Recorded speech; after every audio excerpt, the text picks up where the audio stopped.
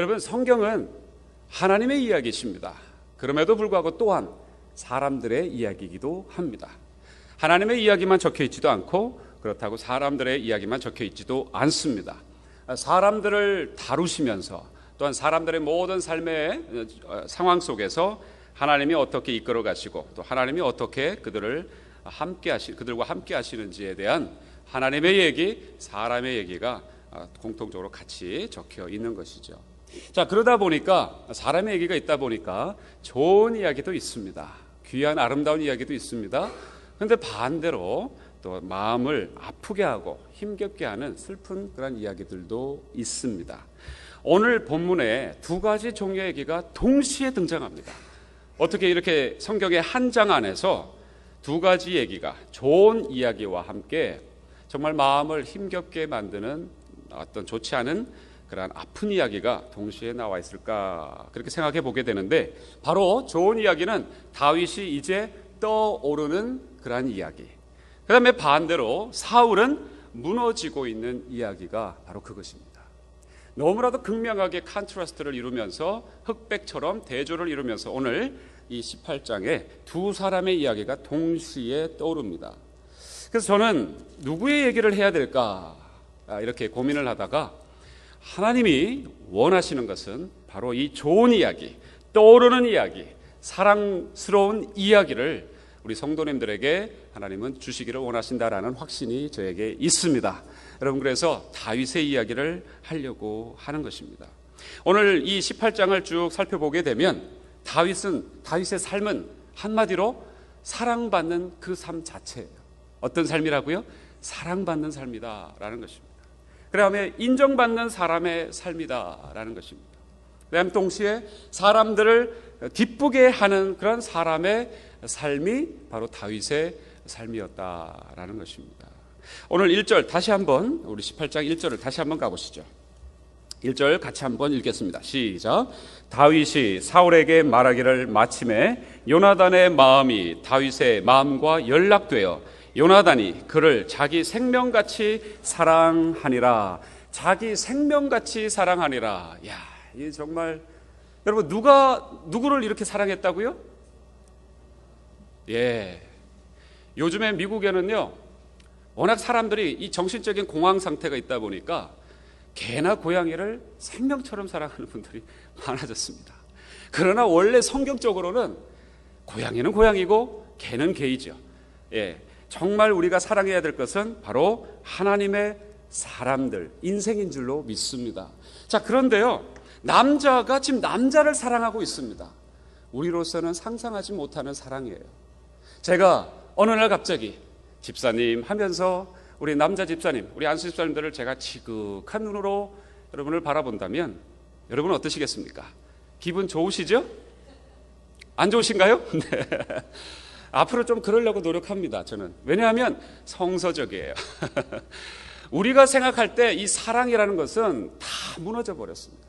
우리가 지금 알고 있는 사랑이라는 개념, 조금 전에도 행하셨던 정말 사랑스러우십니다라고 했을 때 너무 쑥스럽고 막 여기에 뭐가 몸에서 뭔가 자연스럽게 반응이 나오죠. 영어로 구스범프라 그러죠. 이 닭살이 돋는 그런 생리적인 반응이 왜 나올까요? 사실은 하나님이 원하시는 그런 모습이신데, 정말 남자와 남자, 여자와 여자가 그렇게 우정보다도 더 진한 사랑을 저는 할 수 있다고 성경에서 보게 됩니다. 다윗과 요나단의 모습이 그래요.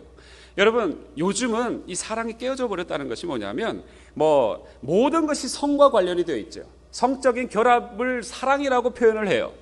그러다 보니까 남자와 남자의 결합을 이상하게 볼 수밖에 없는 것이죠. 호모라든지, 그럼 트랜스젠더라든지, 게이라든지 이런 문제들 때문에 전혀 남자와 남자, 여자의 사랑을 우리가 이상하게 보는 것입니다. 한국에서는 남자들끼리 같이 이렇게 바깥에 나가서 차를 마시기도 하지만 여기에서는 그렇게 하는 것도 힘들더라고요.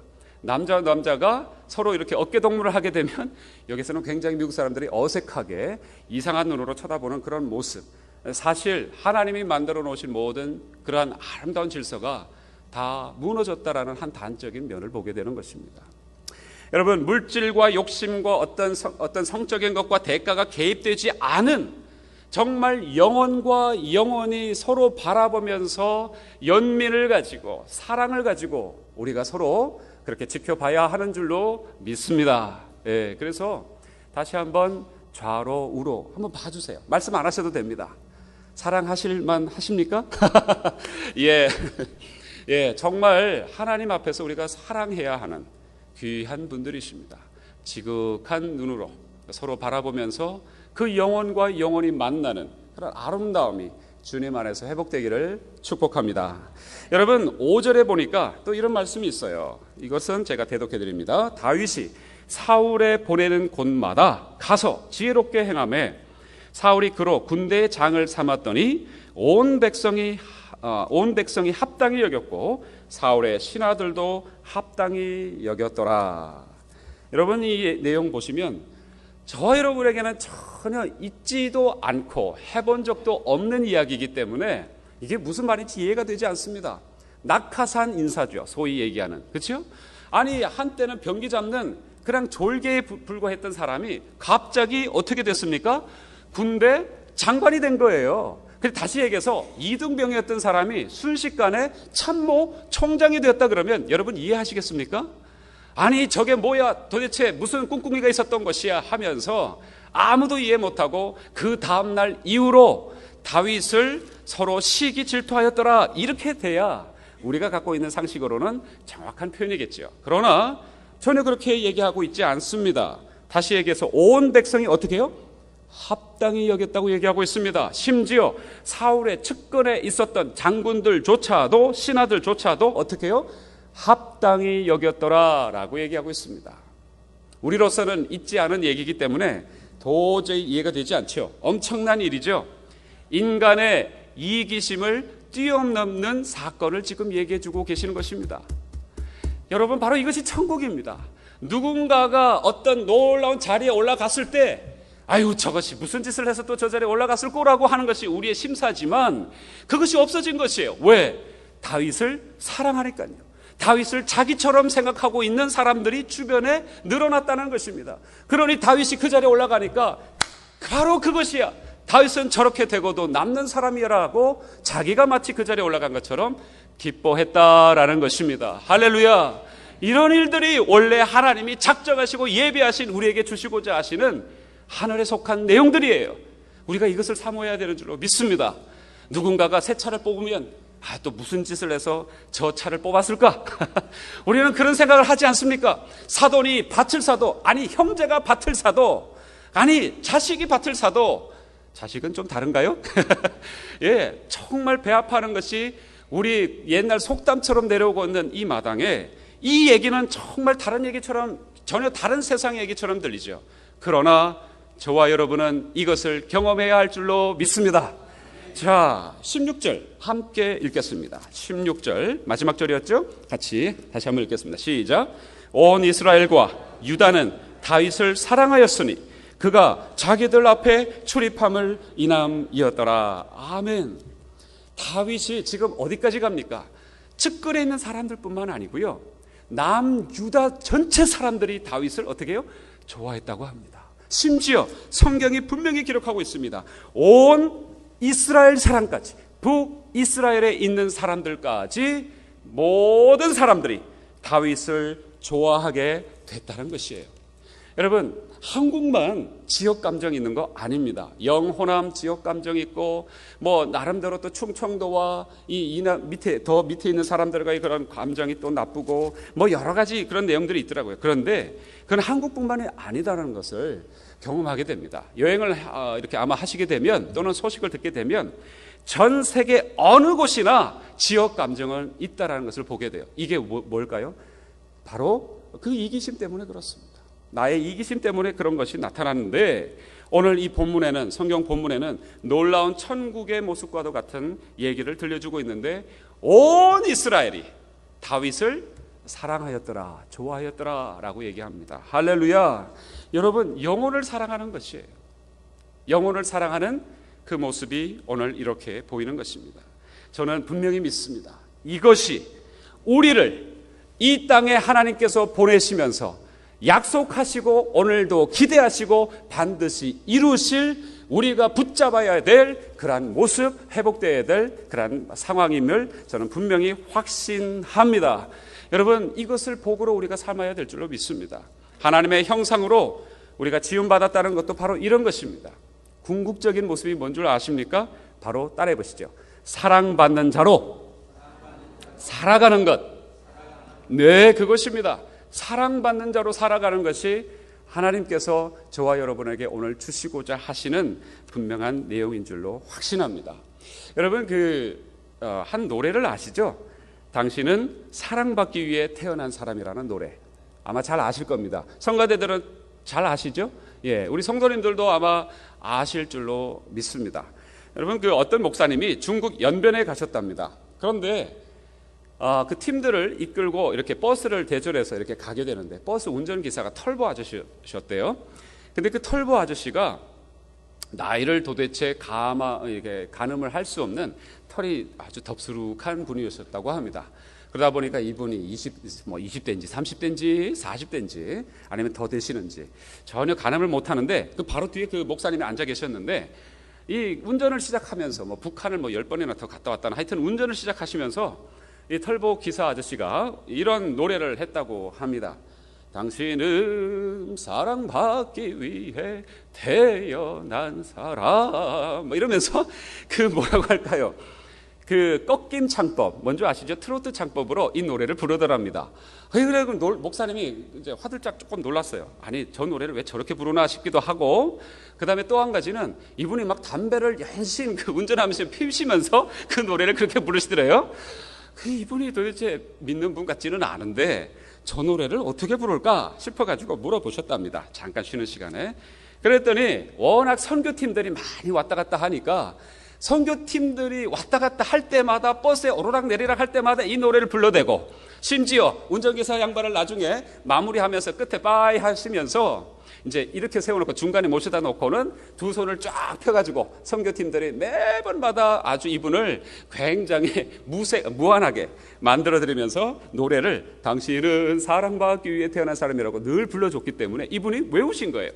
사실 그 노래 잘 부르기 이렇게 쉽게 익히기 쉽지 않습니다. 그렇죠? 워낙 이게 가사도 많고 음표도 많고 해서 쉽지 않은 노래인데, 근데 이분이 다 외우셨다는 겁니다. 근데 창법이 좀 다른 것이죠. 꺾임 창법으로 부르셨다라는 것입니다. 여러분, 근데 왜 그분이 그 노래를 부를까요? 수많은 연변에 그런 흘러간 옛날 노래들, 연변에서 불러지는 많은 노래들 있지 않겠습니까? 그죠? 닳고 다른 수많은 그리운 금강산이라든지 그건 너무 어려운가요? 아니면은 여러 가지 노래들이 있을 것입니다. 그런데 그분이 그 노래를 불렀다는 것이죠. 무슨 얘기일까요? 사랑받는다는 것은 언제나 행복하고, 그리고 우리에게 참으로 소망하는 그런 내용이기 때문이 아닌가라는 그런 생각을 해보게 되는 것입니다. 여러분, 다윗의 이 모습을 통해서 오늘 한 가지를 찾아야 됩니다. 도대체 다윗은 어떤 인물이었기에 이런 사랑을 받는가라는 것이죠. 도대체 다윗이 무엇을 하고 있기에, 어떤 사람이기에 이러한 많은 사람들로부터 사랑을 받는가라는 것입니다. 여러분, 12절과 14절 함께 다시 한번 읽어보겠습니다. 18장 12절에서 14절까지 말씀 다시 한번 읽어보겠습니다. 시작. 여호와께서 사울을 떠나 다윗과 함께 계심으로 사울이 그를 두려워한지라. 그러므로 사울이 그로 자기를 떠나게 하고 천부장을 삼음에 그가 백성 앞에 출입하며 그 모든 일을 지혜롭게 행하니라. 여호와께서 그와 함께 계시니라. 아멘. 여러분, 다윗이 도대체 어떠한 모습을 갖고 있었기에, 어떤 사람이기에 그런 사랑을 받았는가, 성경은 분명히 여기서 대답해 주고 있습니다. 여러분, 정말 우리가 전혀 깨닫지 못했던 그런 진리가 있는 것이 아닙니다. 오히려 진리는 아주 평범하면서도 분명합니다. 오늘 이 말씀에 그 이유를 한 가지를 분명히 보여주고 있어요. 여러분, 성경에 주보에 보시면 그 노트가 있죠? 여러분, 한번 답을 적어 보시기 바랍니다. 자, 도대체 다윗이 어떤 사람이었느냐? 하나님의 영이 함께하는 사람이었다라는 것입니다. 할렐루야. 하나님의 영이 함께하는 사람입니다. 지극히 평범하고 우리가 모르는 내용은 아니지만, 그러나 분명히 하나님은 다시 다윗의 인생을 통해서 우리에게 가르쳐 주시고 있는 내용, 도대체 어떻게 이렇게 사랑받을 수가 있는가? 하나님의 영이 함께하는 자, 바로 그 사람이었기 때문에 그렇다라는 것입니다. 여러분, 다윗과 사울의 차이가 무엇입니까? 단 한 가지밖에 없습니다. 사울도 준수한 자이고 잘생긴 사람이고 보통 가문의 사람이 아니요, 집안 내력도 좋고 아주 그런 보통 사람이 아니죠. 귀인입니다. 정말 뭐 가진 게 없습니까? 다 가지고 있는 사람입니다. 다윗도 마찬가지죠. 도대체 이 두 사람의 차이를 극명하게 가르는, 흑백으로 명암처럼 홍해 바다가 갈라진 것 같이 가르는 그 차이가 뭘까요? 바로 이것입니다. 하나님이 함께 계시느냐, 아니면 하나님과 함께 있지 않느냐, 바로 그 차이입니다. 하나님이 함께 있지 않다면 오늘 성경의 표현대로는 악신이 함께하고 있느냐, 아니면 하나님이 함께하고 있느냐, 바로 그 차이라고 저는 확신합니다. 여러분, 다윗처럼 하나님의 영이 함께하시는 저와 여러분 될 수 있기를 축복합니다. 여러분, 근데 하나님의 영이 함께한다는 게 뭔지 아십니까? 바로 그것을 영성이라고 하는 것입니다. 뭐라고요? 하나님과 함께하는 것이 바로 영성이라고 하는 것입니다. 영성하지만 다른 거 없습니다. 하나님의 영이 우리와 함께하면 바로 그것이 영성이고 영성 있는 사람이 되는 것입니다. 그런데 그것을 어떻게 분별하는가라는 것이죠. 저분이 영성 있는 사람인지 아니면 영성이 떨어지는 사람인지 없는 사람인지 우리가 어떻게 합니까? 제가 가만히 살펴보니까 보통 우리 성도님들 영성을 분별할 때 이렇게 분별하시는 것 같더라고요. 어떻게 분별하시냐면, 저와 여러분에게 누군가가 잘 대주면 영성 있는 분이시더라고요. 근데 좀 삐죽삐죽거리고 뭔가 이렇게 불편을 주거나 잘 대주지 못하면 영성 없는 사람으로 전락하더라고요. 여러분, 그러나 그건 제대로 된 분별법이 아니겠죠. 하나님이 우리에게 주시는 분명한 최고의 분별법이 있는데 그것은 딱 한 가지입니다. 나타나는 결과를 보면 알 수 있습니다. 우리가 영성이 있는, 하나님의 영이 함께하는, 그래서 하나님의 사람인지 아닌지를 분명히 볼 수 있는 딱 한 가지의 분별법이 있는데, 심지어 예수님도 이 영적인 분별법 최고의 방법으로 말씀해 주신 것이 있는데 그게 뭐라고요? 열매로 그것을 알 수 있다라고 말씀해 주셨습니다. 마태복음 7장 15절에서 20절 말씀 보여주시죠. 같이 우리 한번 읽어볼까요? 마태복음 7장 15절에서 20절까지 말씀 같이 한번 읽어보겠습니다. 시작. 거짓 선지자들을 삼가라. 양의 옷을 입고 너희에게 나아오나 속에는 노략질하는 일이라. 그의 열매로 그들을 알지니 가시나무에서 포도를 또는 엉겅퀴에서 무화과를 따겠느냐. 이와 같이 좋은 나무마다 아름다운 열매를 맺고 못된 나무가 나쁜 열매를 맺나니 좋은 나무가 나쁜 열매를 맺을 수 없고 못된 나무가 아름다운 열매를 맺을 수 없느니라.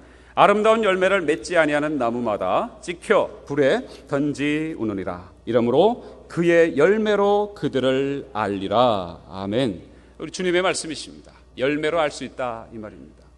하나님의 영이 함께하는 사람들은 분명히 열매로 알 수 있다라는 것이죠. 근데 그 열매로 아는 것이 두 가지로 보통 나타납니다. 두 가지로 나타나는데 설교 노트에 한번 적어보시기 바랍니다. 두 가지가 나타나는데 첫 번째, 모든 일을 지혜롭게 행합니다.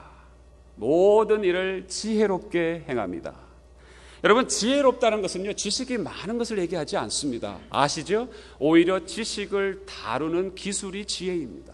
아무리 지식이 많아도 지혜롭지 못할 수가 있습니다. 얄팍한 어떤 지식을 갖고 있다 할지라도 그 지식을 잘 겸비해서 다루게 되면 지혜로운 사람이 될 수 있다는 것, 일반 사회의 사람들도 알고 있습니다. 그러나 성경에서 얘기하는 지혜는 조금 더 한 걸음 더 나아갑니다. 지혜라는 것은 선을 분별하며 행할 줄 아는 것을 얘기합니다. 일을 솜씨있게 잘하는 것을 얘기하는 것이 아니라 일을 바르게 하는 것을 성경은 지혜롭다라고 얘기합니다. 무엇이 바르고 무엇이 선한가를 알고 있다는 얘기죠. 다윗의 경우도 5절이나 14절에 두 번씩이나 지혜롭게라는 얘기를 들려주고 있습니다. 영어 성경에 NASB라는 영어 성경 보면 이 지혜롭다는 말을 보통 우리 영어로 지혜롭다면 뭡니까? wise이라고 하죠. wise하다. 그러는데 여기에는 prospering이라고 얘기하고 있습니다. 바로 충만한 성취, 바로 성공을 얘기하고 있는 것이죠. NIV 성경도 successful 하다라고 번역하고 있습니다. 다시 얘기해서 지혜롭다는 것은 성공적이다라고 얘기하는 것이에요. 그래서 결론을 이렇게 내려볼 수 있습니다. 다윗이 지혜롭게 행했다는 것은요, 그 맡기신, 하나님이 그에게 맡기신 일을 하나님의 뜻대로 제대로 이루어내는 것, 바로 그것이 지혜롭게 행한다는 것이요, 바로 그것이 성공이요, 바로 그것이 성취다라는 것입니다. 여러분, 그런 의미에서 하나님의 영이 함께하는 사람들은 다 지혜로워야 될 줄로 믿고, 다 성공하는 그 가도에 있는 줄로 믿고, 또한 다 형통한 줄로 믿습니다. 여러분, 시험 들지 마십시오. 분명히 말씀드립니다. 하나님의 사람이라면 반드시 성공할 줄로 믿습니다. 하나님의 사람이라면 반드시 형통할 줄로 믿습니다. 근데 이런 생각이 드시죠? 그럼 나는 뭐야? 그리고 또한 아닌 것은 뭐야? 라는 생각이 드시죠?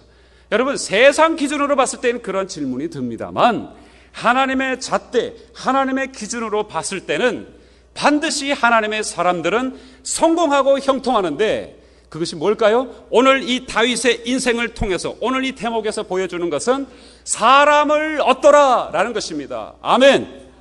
하나님의 사람들은 늘 어디나 가나 성공합니다. 하나님의 사람들은 어디를 가나 늘 형통합니다. 어디로 가든지 윈윈, 나도 이기고 상대방도 이기는 사람을 얻는 사람이 되더라 라는 것을 오늘 말씀을 통해서 저와 여러분에게 보는 것입니다. 여러분, 사람을 얻으시는 그런 지혜로우신 저와 여러분 될 수 있기를 축복합니다. 여러분, 그러므로 그렇기 때문에 사람들에게 사랑을 받는 것이에요. 이해되십니까? 사람의 마음을 얻기 때문에, 사람을 얻기 때문에 그 결과로, 그 영성의 결과로, 그 영성의 열매로 뭐가 있다고요? 사람을 얻게 된다라는 것입니다. 예, 물론 그렇습니다. 물론 악한 마음을 가진 사람들에게 비난받을 수도 있어요. 아무리 하나님의 사람이라 할지라도 때로는 비난받을 수도 있습니다. 악한 사람들에게 핍박받을 수도 있습니다. 그러나 악한 의도로 그렇게 접하는 사람, 그런 사람들은 누구나 주변 사람들이 파악해냅니다. 여러분, 사울의 경우도 보십시오. 사울이 악한 의도로 그러자 그 아들, 딸, 신하들이 다 알죠. 그래서 오히려 사울이 더 악해질수록 그 주변에 있는 사람들은 다윗을 더 사랑하는 모습을 보게 되지 않습니까? 여러분, 사랑받는 사람이 된다는 것, 바로 그것이 영성의 열매인 줄로 믿습니다. 영성의 열매는 바로 사랑받는 사람들이 된다는 것이에요. 그래서 예수님이 이런 말씀하신 적이 있죠. 너희들이 정말 기도하려고 할 때에 어떤 문제가 딱 하나, 형제와 불화했던 문제가 생각이 난다면, 또는 예물을 드리다가 어떤 그런 불화의 어떤 그 형제와 불화했던 생각들이 떠오른다면 바로 그 모든 일들을 잠시 뒤로 하고 형제와 먼저 화합하라는 그런 말씀을 해주신 이유가 바로 거기에 있는 것입니다. 심지어 주기도문에도 보면 한 중간에 복판에 분명히 박아놓은 말씀이 있으세요. 바로 이런 말씀이죠. 우리가 우리에게 죄 지은 자를 사하여 준 것 같이 내가 형제를 사하는 것처럼 하나님도 나를 사하여 주시옵소서, 이 말입니다. 여러분이 형제를 사하지 않으면 하나님도 여러분을 사하실 수가 없다라는 말씀까지 우리가 해석해 볼 수 있는 그런 대목인 것이에요. 여러분, 그리고 그 주기도문 이후에 14절에 보니까 이런 말씀도 있습니다. 너희가 사람의 과실을 용서하면 너희 천부께서도 너희의 과실을 용서하실 것이다 라는 말씀이 있습니다. 여러분, 하나님의 영이 충만한 사람은 바로 그 영성의 열매로 사람을 얻는 줄로 믿습니다. 여러분, 그것이 재산입니다. 다윗이 이렇게 사람들에게 사랑받는 사람이 된 이유는 영성 때문이었다라는 것이죠. 그런데 한 걸음 좀 더 나가 보겠습니다. 그 다윗의 영성은 저는 이런 영성이라고 생각해 봅니다. 그리고 정말 저와 여러분도 이러한 영성을 오늘 간절하게 사모하시면서 또 가지시는 그런 은혜가 있길 바라는데, 한번 설교 노트에 적어보시죠. 낙천적 영성이었다라는 것입니다. 낙천적이다라는 말 아시죠? 낙천적 영성이었다라는 것입니다. 여러분, 많은 사람들이 하나님의 영을 충만하게 받습니다. 그래서 은혜가 지혜롭게 넘쳐납니다. 그리고 많은 사람들에게 급기야 사랑을 받습니다. 그런데 문제는 바로 그 직후에 일어납니다. 사단이 가만둘 리가 없지요. 그래서 공격을 해댑니다. 그리고 여러 가지 비방과 그런 많은 그런 어떤 폭격이 그에게 오게 되어 있을 것입니다. 많은 사람들에게 사랑받는 것과 동시에 그 뒤에 몇몇 사람들에 의해서, 악한 사람에 의해서 무고하게 여러 가지 공격을 받습니다. 그러면 그 사람들이 이런 어떤 하나님의 영을 충만하게 받았던 사람이라 할지라도 이 사람이 공격을 받으면 어떻게 해요? 신경 쓰다가 상처받고 무너져 내리기 시작합니다. 그리고는 내면의 능력을 잃어버리고 어느 순간인가 이제는 주변을 그렇게 사랑했던 사람들조차도 더 이상 그 사람을 사랑하지 않는 그런 모습을 보게 됩니다. 여러분, 그러나 다윗은 그런 모습하고는 좀 다른 것 같아요. 여러분, 다윗의 경우를 한번 보십시오. 사울은 다윗을 참으로 어떻게 대했습니까? 억울하게 대했죠. 다윗에게 있을 수 없는 그런 모습을 그에게 퍼부어 댑니다. 무고하게 죽이려고 여러 번 시도하죠. 여러분, 여인들이 승리하고 돌아왔을 때 여인들이 노래를 부릅니다. 어떻게 부릅니까? 사울은 뭐라고 하죠? 천천히요. 다윗은 만만이다 얘기합니다. 여러분, 이 얘기에, 이 여인들의 이 노래소리에 이 사울은 한마디로 그냥 완전히 무너져 내리기 시작합니다. 사실 이 노래는 아무것도 아닙니다. 미리암 이후로부터, 출애굽 당시에 미리암 이후로부터 이스라엘 백성들이 가져온 전통이나 마찬가지입니다. 정말 경축할 일이 생기면 여인들이 나와서 노래하는 거예요. 창화하는 겁니다. 탬버린을 치면서 노래를 하면서 즐거워하는 것입니다. 이스라엘의 전통이에요. 그리고 이 천천히요 만만이라는 것은 실제로 다윗이 10배나 잘했다라는 그런 뜻이 아니라 천천만만이라는 것은 관용적인, 다시 얘기해서 많이 죽이고 우리가 승리했다라는 관용적인 표현에 불과합니다. 그런데도 불구하고 그 말을 딱 하나 잡아가지고는 저 인간이 내게 그럴 수 있어라는 시기심이 그때부터 이 사울을 잡기 시작한 것이죠. 그리고 지난주에 말씀드렸듯이 골리앗과 싸워서 이기면 무엇을 주겠다고 사울이 약속을 했었습니까? 기억나십니까? 여러 가지 주는 거 있었지만 여자를 주겠다, 딸을 주겠다 그랬지 않습니까? 그런데 딸을 주겠다고, 메랍을 주겠다고 해놓고는 갑자기 그 약속을 엉뚱한 남자에게 줘버리면서 어겨버리는 사울의 모습, 그 약속을 이행하지 않죠. 그 다음에 정말 그 사울 자신을 위해서, 정말 그 불쾌한 그 상황 속에 있는, 억눌림 속에 있는 그 영혼을 위해서 상쾌해지도록 앞에서 노래하고 그 영혼을 자기를 위해서 노래해주는 그 다윗을 향해서 창을 2번이나 벽에 박겠다라고 2번이나 던지는 그 모습 보면 여러분 어떻게 하시겠습니까? 상처받아도 대단히 받으실 겁니다. 저 인간이 나에게 창을 던져?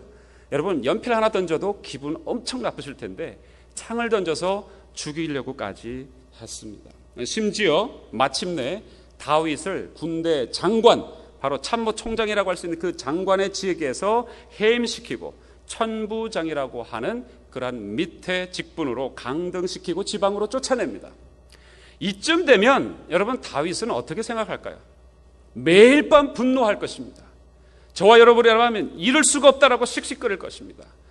도저히 있을 수가 없고 이해도 되지 않고 어떻게 나를 이렇게 갖고 놀 수가 있어라고 하면서 그 인간을 내가 내 평생토록 요절을 내야 내 삶이 제대로 풀리겠다. 아마 큼지막한 어떤 사명을 품을 것입니다. 그러나 그런 고민하고 번민했다라는 기사가 성경 도처에 아무리 눈을 씻고 봐도 전혀 한 톨의 구절도 찾아볼 수가 없습니다.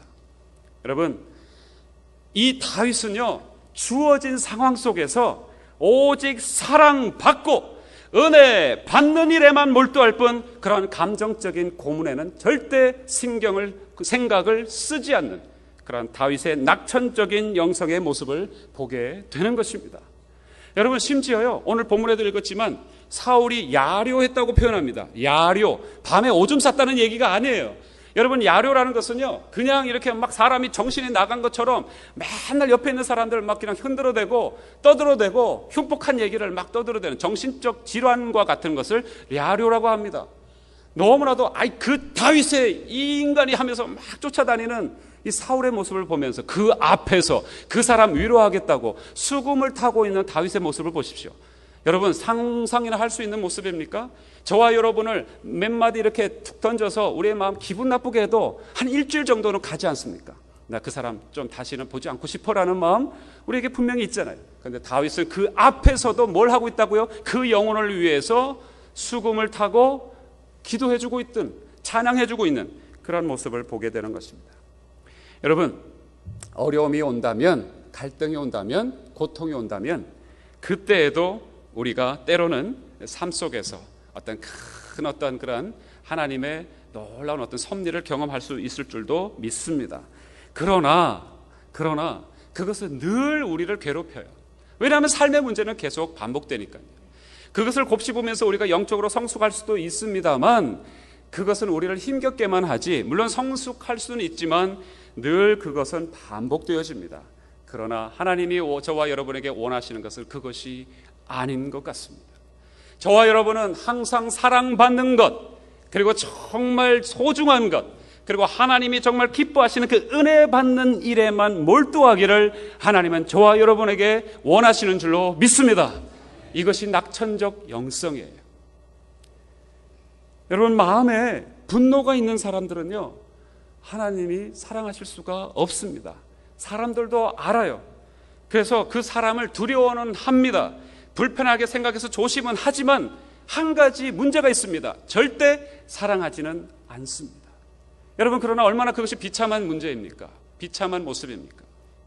여러분, 하나님은 저와 여러분에게 분명히 세상의 어떤 야유와 감정적인 그러한 폭풍과 같은 엄청난 것을 우리에게 퍼붓는다 할지라도 그건 상관없이 하나님이 나를 사랑하시고 또 아직도 주님 안에서, 그 은혜 안에서 나를 사랑하는 사람들, 믿음의 사람들이 있다는 것을 확인하시고 그것에 집중하면서 하나님 앞에 더 온전히 나가기를 소망하는 다윗과 같은 모습이 저와 여러분에게 회복되셔야 할 줄로 믿습니다.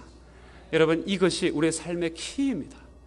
안 그러면 은혜 받았다라고 하다가 집에 가면서 와이프가 한번 슬쩍 던져준 얘기에, 남편이 슬쩍 던져준 얘기에 폭풍우가 치면서 은혜고 뭐고 그냥 내가 그냥 세상의 모든 주인이 되어서 그냥 그 태풍을 이리저리 휘둘고 다니시는 그런 모습 저와 여러분에게 있지는 않습니까? 여러분, 고민하고 갈등하고 궁리하고 번민하지만 그것은 오히려 사울처럼 넘어질 수밖에 없는 모습입니다. 다윗, 그에게 특별한 것이 있어서가 아니라 바로 하나님이 함께 하셨기에 그에게 그런 일이 일어났다면 저와 여러분도 하나님이 함께 하시면 분명히 다윗과 같은 낙천적 영성을 가지고 많은 사람들에게 사랑을 받으며 주님이 원하시는 그 삶을 아름답게 걸어가는 귀한 복된 인생 될 수 있을 줄로 믿습니다. 축복합니다. 그런 의미에서 제가 아까 말씀드렸던 그 찬양을 여러분에게 잠시 불러드리기를 원합니다. 정말 축복하기를 원합니다. 회복의 영성. 우리가 사랑받아야 되는 자들입니다. 우리가 많이 지금 싸우고 있는 모습들은 내 방식, 내 뜻, 내 상처 때문에 그런 건 아닐까요? 그리고 이렇게 되어야 맞는 것이 아니냐라고 하는 나의 중심적인 사고 때문에 하나님도 온데간데 없으시고 주변의 가족들도 다 상처투성이로 만들고 그저 그냥 앙상하게 남아있는 우리의 연약한 모습밖에 보지는 혹시 않고 있습니까? 여러분, 분명히 기억하십시오. 정말 다리를 절고 문둥병처럼 보이고 힘겨워하는 어떤 인생이라 할지라도 그 사람은 하나님 앞에서 사랑받아야 하는 존재라는 것, 그리고 나도 그 사랑을 받고 증거해야 되는 그런 귀한 영혼들이라는 사실 놓치지 않으시기를 축복합니다. 제가 먼저 한 소절 찬양해 드릴게요. 잘 모르시는 분들도 있으실 것 같아서 먼저 제가 찬양해 드립니다. 축복합니다. 당신은 사랑받기 위해 태어난 사람, 당신의 삶 속에서 그 사랑 받고 있지요. 당신은 사랑받기 위해 태어난 사람, 당신의 삶 속에서 그 사랑 받고 있지요. 태초부터 시작된 하나님의 사랑은 우리의 만남을 통해 열매를 맺고 당신이 이 세상에 존재함으로 인해 우리에겐 얼마나 큰 기쁨이 되는지. 자, 우리 다시 한번. 당신은 사랑받기 위해, 당신은 사랑받기 위해 태어난 사람. 지금도 그 사랑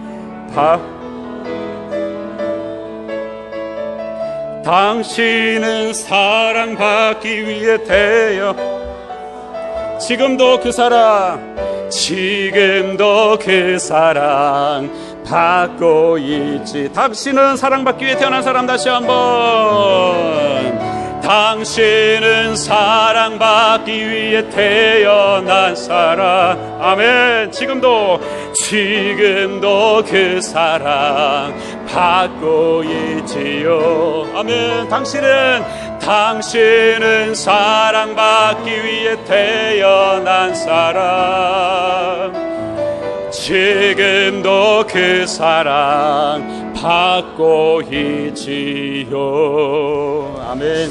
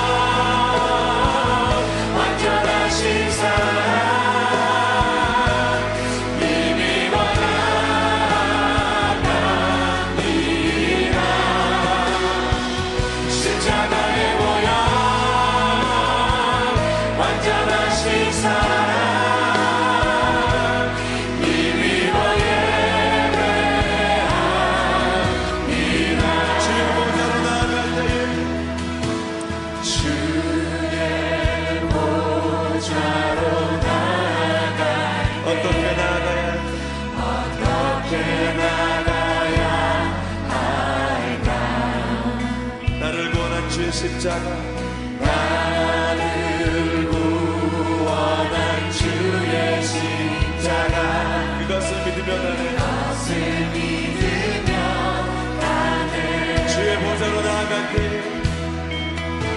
주의 보좌로 나아가 나 여전히 부족하지만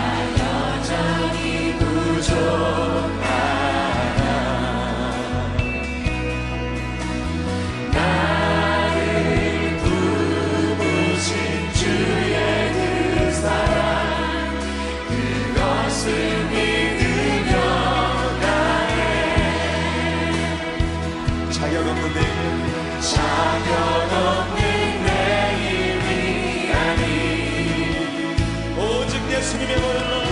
오직 예수님의 보혈로 자격 없는 내 힘이 아니 오직